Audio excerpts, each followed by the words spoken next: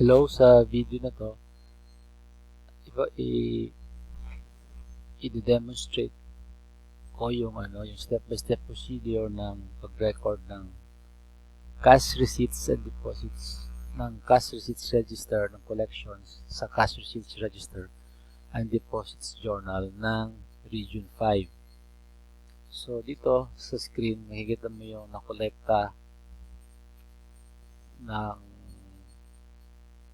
collecting officer na si Referiza dated July 1 hanggang 31. So, i-record natin to sa CRDJ or Cash Receipts and Deposits Journal. So, ito yung mas malaki niya na screenshot. So, ito ipapasok natin siya sa Cash Receipts and Deposits Journal. So, pag pinasok na dito, ganito yung itsura niyan.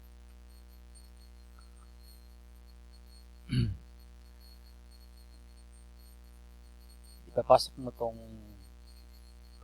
tong date ng nakolekta. So, nakita natin kanina July 7 to 31. Pangalan ng collecting officer at saka yung project name, at saka yung bank account number. So, dito, mapapansin mo na may iba pang column siya. So, ito ay ginagamit. Ito ay checking ng equality ng debit saka credit. So, kung may namali ka na pasok dyan, halimbawa ito naging 6. So, may lilitaw dyan. So, parang checking yan para malaman mo na equal yung debit saka credit. So, ito naman ay monitoring ng kung meron hindi pa natin deposito. So, dito sa collection na to, July 7, July 1 hanggang 31, ay kumulekta na 73,647. So, ang ganito siya, ang kanyang application of payment ay nandito. Makikita nyo sa pinakita ko kanina, 72,739. Ang code niya is 12104. So, these are the old codes ng meron sa BCS ninyo.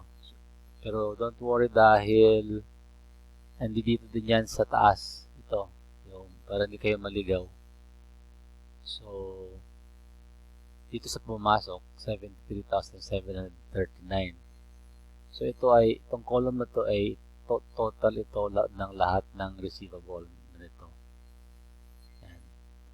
And then, nandyan din yung other business income, amortization interest.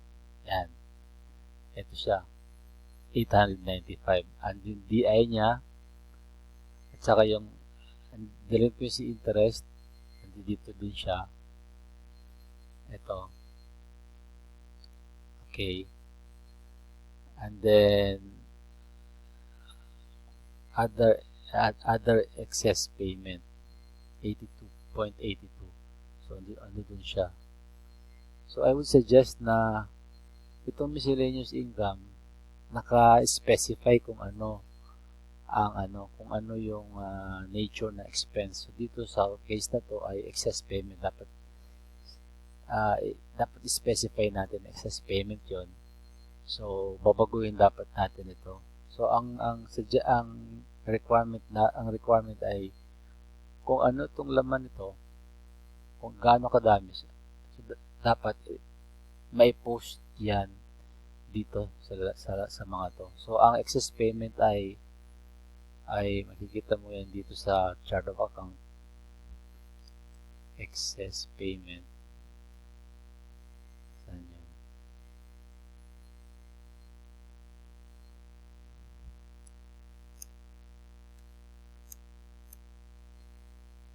Yan. So, 07 dapat ang code niya. 07. 07. So, dapat ito ay 07. Naka-ano dapat siya. Naka-specify na 07. Excess payment. Yan dapat. Yan. So, dapat yan ay excess payment. Mamaya tingnan natin kung anong nature nitong 125,000 na to. No? Makikita natin. Dahil ito ay collection ng miscellaneous na to. So, alam ko iba to eh. Ito ay sa bond, no? At makikita natin as example. So, yung deposit slip nito, kung titignan natin, ay 1,000 at saka 72,647. So, ang total nun ay ito. So, ina-add ng ganyan yan. So, pag dineposito na siya, papasok dito at ipapasok din dito sa collecting officer. So, lumalabas lahat ng nakolekta niya for this month ay na-deposit din for this month. So, wala na sang natira na accountability for this collection dahil zero nga dito. So, tingnan pa natin yung ibang entrada rito. Ito yung 1,000 na to. So, ganun din ang nangyayari dyan. Pinasok din lang ito. Yan. Sa delinquency interest, AI, current, amortization prior. So, dito siya. Ayan. So, itong itong collection na to ay hindi ito na i-deposit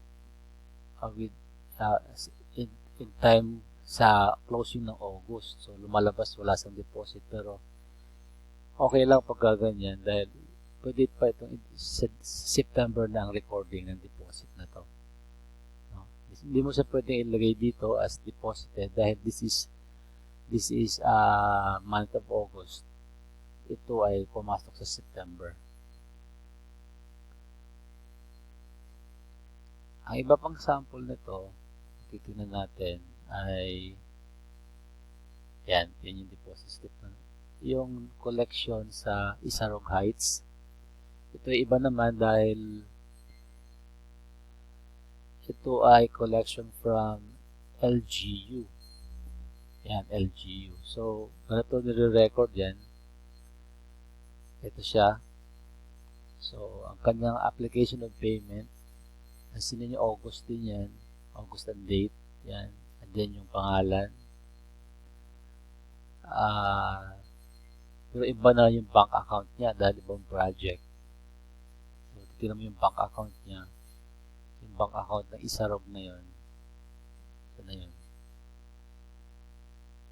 Ay dapat magmamatch doon. So, ito yung bank account. So, yan. Ito yung kanyang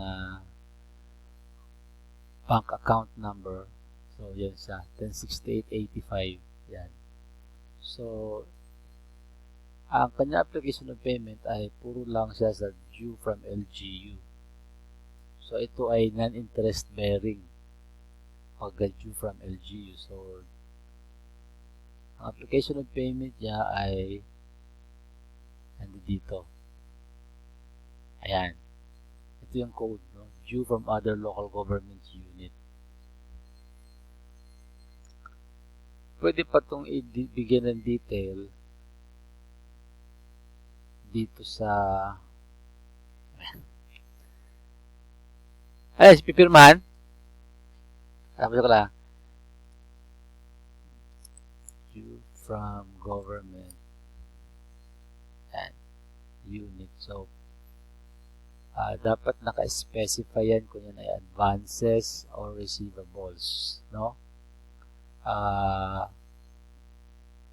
Kung yan ay advances or receivables. So, dapat dito sa ating sa ating report ay dapat naka-specify din dito. Hindi yung isang account lang. So,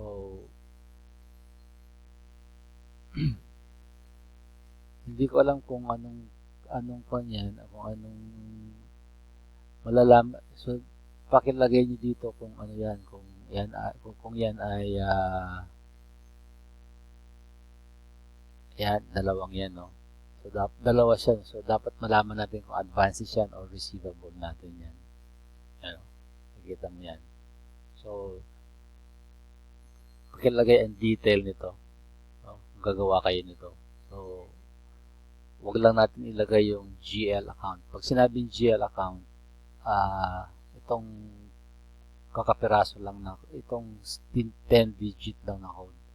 Dapat ang ilagay natin sa ating CRDJ ay yung lahat ng subsidiary accounts para yung gagawa ng ng report ay hindi mahihirapan mag-extract ng data. At sa wala lang tatawag at hindi na din kayo tatawag-tawagan pa. So, ganun lang magawa ng CRDJ. So, titingnan mo, ganun lang siya. So, ito din na iba pang mga nakolekta dyan. Yung miscellaneous naman na to, ito ay sa bond. So, ang bond ay dapat naka-specify kung anong code yan. Hanapin ko lang yung nature ng expense na yan. Ng miscellaneous. Dapat makikita natin yan dito. Check natin mabuti. Yung other income na bonds. Other income. Yan. So, yan ay bidding docs. So, kung bidding docs yan, dapat ang code na ilalagay ay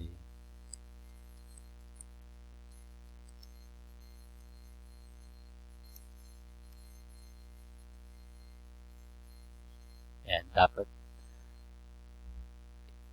maihiwalay natin yan. Maihiwalay yan natin. Mag-create ka ng panibagong column para dyan. Column. Kasi sabi ko kanina, dapat ay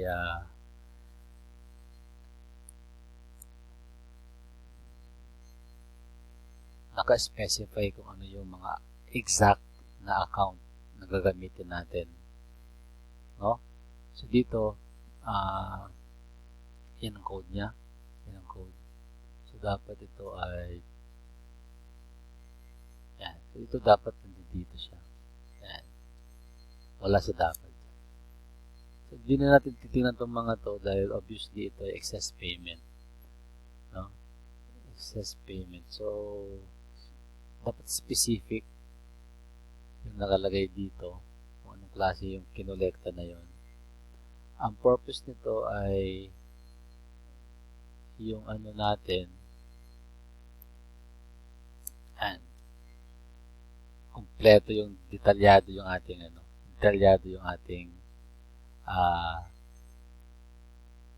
report. Dito naman sa ibang collecting officer, si Cyril, yung Sorsogon. So, ganito lang yung sa kanya. Meron din siya hindi na deposito rito. Kulang pala. Kasi 43 lang. Tingnan natin sa kanya. Sorsogon Housing.